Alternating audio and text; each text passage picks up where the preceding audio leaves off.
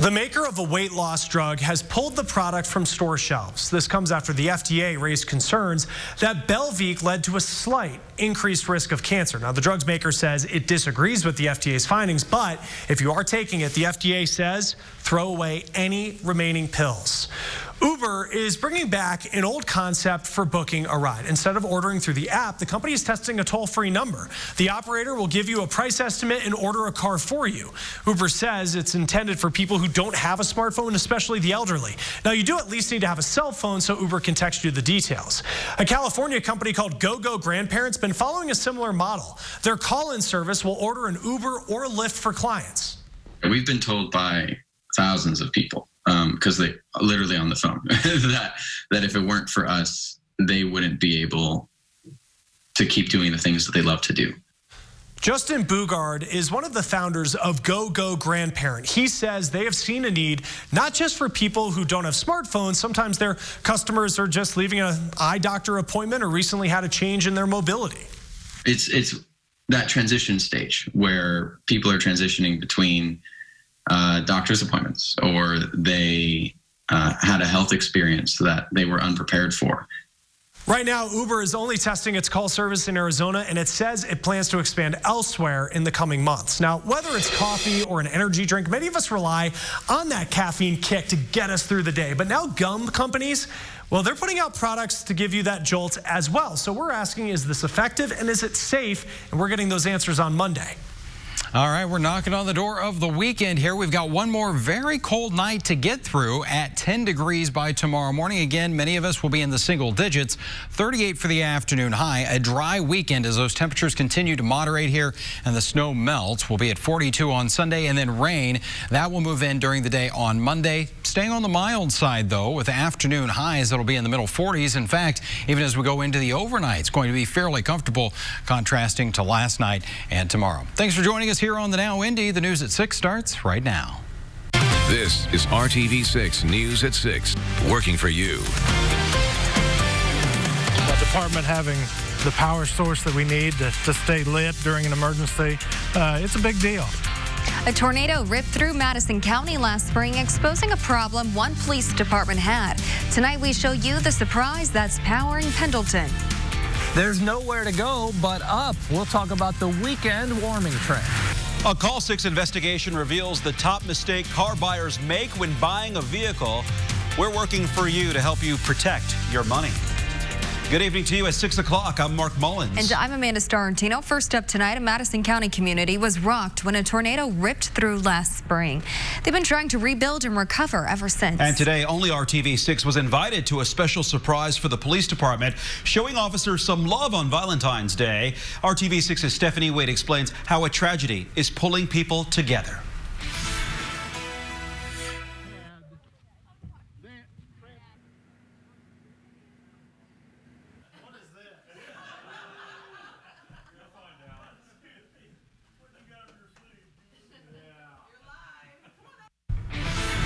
We'll get back to that report having an audio problem with that. You might say it's frozen up. Does that make sense? Look at that, bitter cold today. That's a picture of my fence and the icicles hanging from there. We did have some melting despite the fact that temperatures never warmed above the teens. Just how cold was it this morning? Frankfurt 7 below zero. I can throw in Peru at 6 below, but Kokomo, Lafayette, and Marion also in the below zero club. Indianapolis 2 degrees above zero. It won't be as cold tomorrow morning. We've got a beautiful sunset in progress. Our current temperature here on this Valentine's Day, 18 degrees. Temperatures tonight, they'll continue to fall. North of Indy, I think into the single digits. These will be fairly steady through the evening hours and overnight. During the day tomorrow, our Saturday, will have a south wind. That will be key toward warming things up, but the wind will be 10 to 20 miles per hour with some higher gusts. Temperatures move from the teens into generally the upper 30s to around 40 degrees as we get to the afternoon hours. RTV6 is working for you tonight with an important warning and a call to action. When the temperatures drop below 20 degrees, it's important to bring your pets inside. But tonight, Indianapolis Animal Care Services says the city shelter is filling up due to dogs being left out in the cold. RTV6's Nicole Griffin shows you how you can help. Marla is a long-timer at Indianapolis Animal Care Services. The American Bulldog mix is spending a few minutes outside on Friday, but she spends most of her time inside as the shelter office dog. It breaks my heart because I don't get to lay on the couch and have kids snuggles if that's what they want. Jessica Amick is back at IACS after adopting her 2 dogs from here. She's now looking to add possibly a third to her family. It's worked out very, very well for us. We have 2 loving dogs that love our whole family, are great with everybody. The shelter is hoping more people like Jessica come in to adopt. On Saturday, they are holding a late-night adopt-a-thon, which means the shelter will stay open until 10 p.m. The last late-night adopt-a-thon that was held here at Indianapolis Animal Care Services, they were able to adopt 101 animals.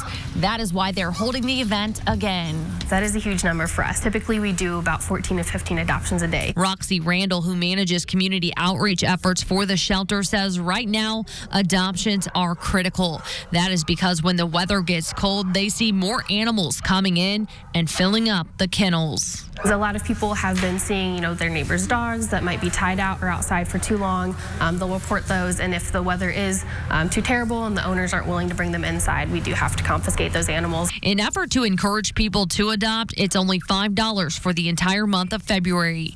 Working for you in Indianapolis, Nicole Griffin, RTV6. Tomorrow's event runs from 6 p.m. until 10 p.m. at Indianapolis Animal Care Services on Harding Street.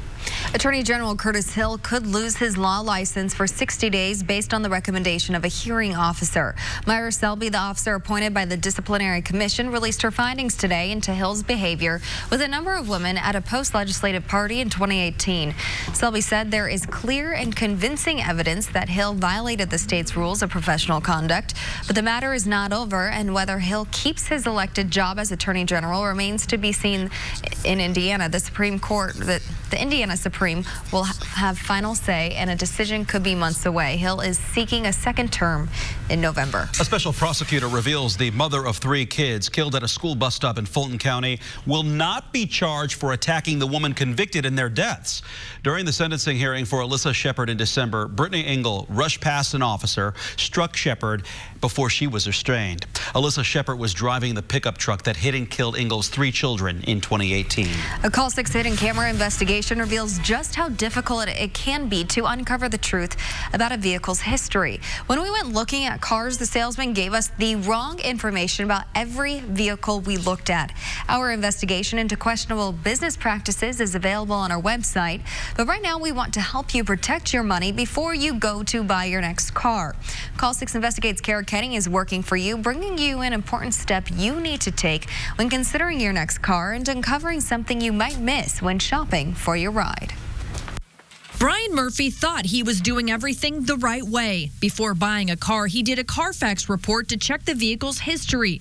Brian also took the car for a test drive, but weeks after buying a Chevy Colorado, he discovered the entire underside was rusted out and a collision shop confirmed it was unsafe to drive. I'd been driving around in this vehicle for 6 weeks or so, had my family in there, my daughter in the truck, and I've been driving a vehicle that was totally unsafe to drive. We reached out to Carfax, asking why their report didn't include the damage on Brian's vehicle. Might not have been reported. Not every car accident gets reported. Not every flood event gets reported. And that's how we add the information into our database. Carfax gets information from insurance claims, police reports, and other sources. They have more than 23 billion records from more than 112,000 sources, but they don't have every record on every vehicle. Carfax recommends car buyers do 3 things before buying: run a VIN check, do a test drive, and take it to a mechanic. Sometimes a mechanic may see something that's not caught in the Carfax report or that you wouldn't feel in a test drive. If a dealer balks at letting you take it to a mechanic, consider it a red flag. And if they feel confident in the vehicle they're selling, they should let you take it to a mechanic to get it checked out. Brian Murphy wishes he had taken his car to a mechanic and encourages others to do the same. The next time I buy a used vehicle, that's definitely something I'm going to be doing. You might look under the hood, but many car buyers rely on what a vehicle looks like on the outside or what the car salesman tells them. Just remember, unless you get it in writing, promises mean nothing. I'm Call 6 Investigates Kara Kenny. And you can watch our original investigation on the RTV6 app or the IndyChannel.com. Only on RTV6, as we mark 3 years since the murders of 2 teenagers in Delphi, a park with purpose and promise is now under construction. It will honor Libby German and Abby Williams, who were found dead on this date in 2017. Rafael Sanchez shows us, depending on the funding and weather permitting, the Legacy Park is expected to be ready next year for the traditional call, play ball. We hope and pray every day that justice for the girls is given. This park is about hope. The hope of people who raise money for the amphitheater on the way. The hope of local businesses, which helped clear the property. And the hope of Abby and Libby's families that future Diamonds and the stage will bring people together. We're going to have something that will stand the test of time. In recent months, Purdue University donated these light poles and lights to illuminate portions of the field.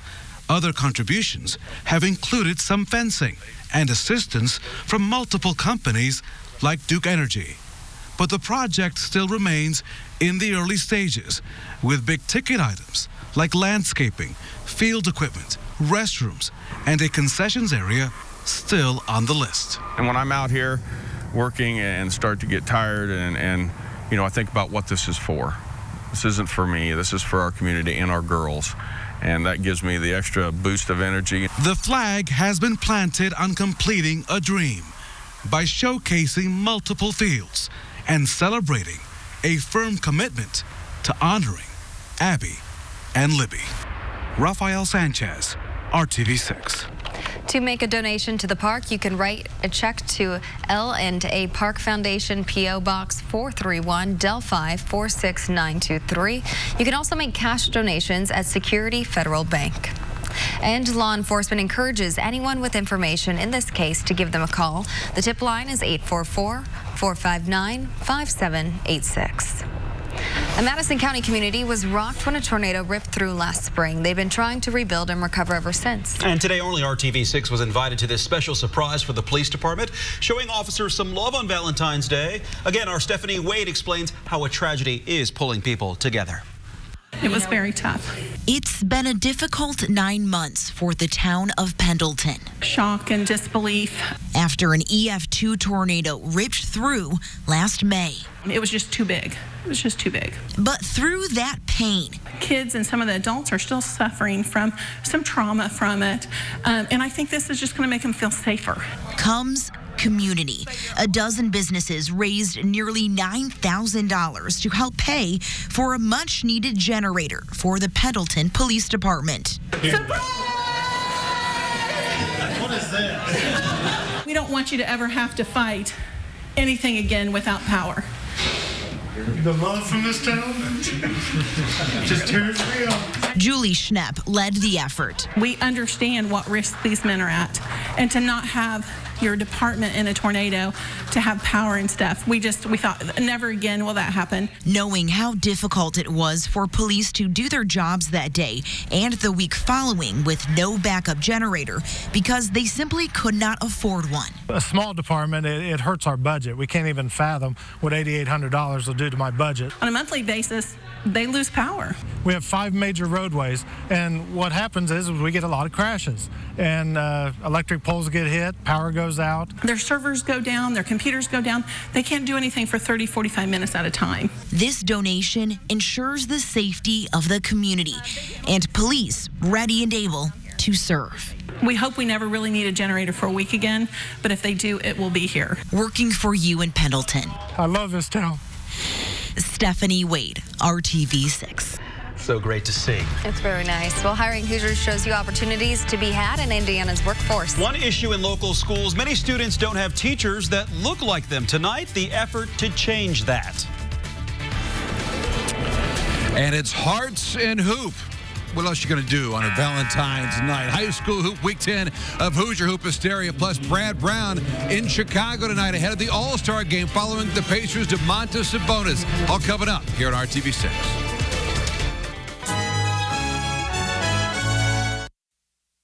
This is RTV6 News at 6, working for you. RTV6's Hiring Hoosiers project focuses on some of the employment gaps in our state when it comes to the labor force. When you're a young black boy in a classroom, chances are very slim you'll see someone who looks like you leading that class. Now there's a new effort to change that by recruiting more young black men to consider a career in education. I found that our state has a severe shortage of black male teachers.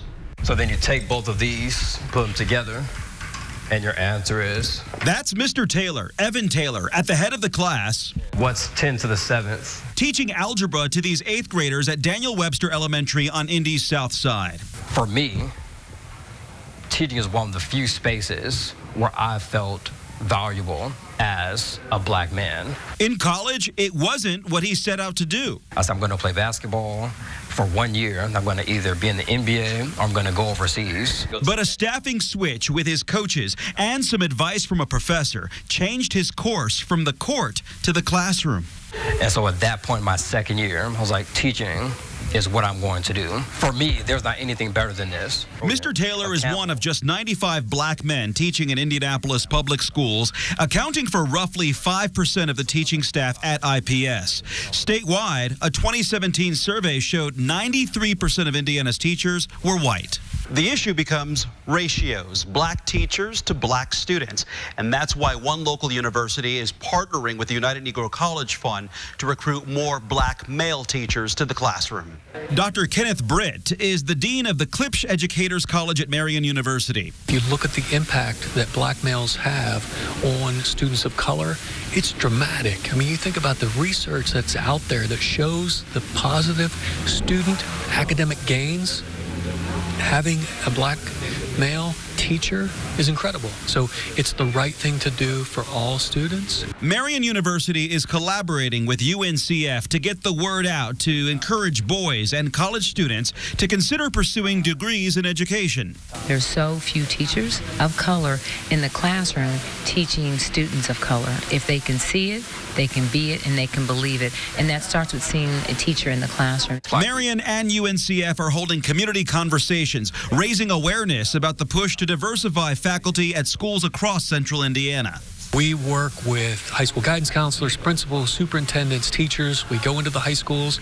We work with the cadet teaching programs, and we're really driving interest in the teaching profession. Mr. Taylor is living proof of the impact this can have on young black students. I think one thing, it shows them another career opportunity, because I didn't have a black male teacher until my first year of college. If they're going through something, Mr. Taylor can understand to an extent what I'm going through, because Mr. Taylor has been a black boy at some point. He stresses this point, that teaching even shifts something within you. And also, I think black men change by being teachers, because I've changed from my first year to my 5th year. I think I've become a better man and a better human being through teaching for 5 years. The next community conversation is scheduled for February 27th at 5:30 p.m. in the WFYI TV Community Room on North Meridian Street. Almost 6:20 on this Valentine's evening. We've put the coldest air behind us now. Temperatures are still cold, but not below zero like they were this morning to the north of Indy. Just want to show you the temperature difference from north to south with more snow cover to the north. Single-digit temperatures now. Logansport, Frankfort, and Marion. You come all the way to the south. The temperatures at 23 in Bedford and Bloomington and Columbus with no snow cover.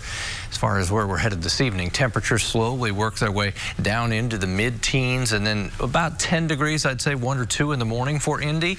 Then we'll start to turn it the other way as a south wind will start to warm us up. There we are tomorrow morning. More sunshine through the first part of the day. We'll see mid to high level clouds increasing as we get to the afternoon hours. Temperatures for the second half of the weekend will be warmer than the first half, but not by a lot. That's still a nice jump from today's temperatures that did not climb out of the teens.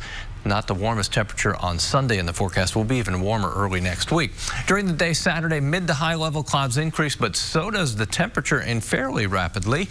That south wind 10 to 20. Temperatures work their way into the low lower 40s, especially anywhere without snow cover on the ground. Everything else will lag a little bit just because of the fact that that snow cover reflects any sunshine, doesn't absorb and warm the ground. Sunday, clouds more prevalent in the morning, a little more sunshine in the afternoon. Temperatures in the low 40s. That's across all of central Indiana, so even to the north starting to enjoy warmer temperatures. Monday and Tuesday, the warmest temperatures. Now, notice I have the arrow showing temperatures falling through the day on Tuesday, and then we're colder once again on a Wednesday and Thursday. Most likely time for rain to return. That will be early next week, Tuesday and Wednesday. We'll go to Dave now, a little high school basketball. And we're live tonight, Hamilton Southeastern High School. But this just in, I want to pass this along. Congratulations to the Fevers. Tamika Catchings named as one of 8 finalists for the Naismith Basketball Hall of Fame. D class will be announced Final Four weekend in Atlanta. But what a tremendous honor as she moves on to be a finalist in that category. Awesome. Hey, take a look at our game plan tonight. We got this one covered for you as Carmel is in town to take on Hamilton Southeastern. This is a rematch of the 4A sectional championship game played last year. Got a couple of MIC games in there. Big one at LaPel as well. 2A number 3 Shenandoah, the Raiders in town to take on the Bulldogs. It is also All-Star Weekend up in Chicago. The Pacers' Domantas Sabonis is there. So is our Brad Brown. Outside single-degree temperatures and below 0 wind chills. So we've come inside the United Center where preparations are full go for the NBA's 2020 All-Star Weekend. Here on Friday, getting set for some rehearsals for the events that are taking place here on Saturday and Sunday. Of course, it's kind of for the next 72 hours. It's all basketball here in the Windy City. Rising Stars Challenge Saturday night here at the United Center will be the three-point contest, the Skills Challenge, and the Slam Dunk Contest as well. And then, of course, the big game on Sunday. It was all about community, though, on Friday around Chicago, including the Junior NBA Skills Clinic, and that's where we found the Pacers' first-time All-Star Domantas Sabonis. More than 1,000 kids from all over Chicago getting a chance to participate today. Former players, current players, some WNBA stars there as well, putting the kids through their paces. Sabonis enjoying it just as much as the youngsters and getting set for what's going to be a great weekend for him here in Chicago. I was part of a couple of these camps, so just I know how much it meant to me to want to be a basketball player and help me and motivate me, so I just want to give back. There's so much that goes into this All-Star game before you even get to play the game on Sunday. How are you kind of managing the whole thing? I'm just having fun with it, there's a lot of appearances, a lot of things to do with kids. Just the most important thing is to go out there and put a smile on their face, so it's just fun.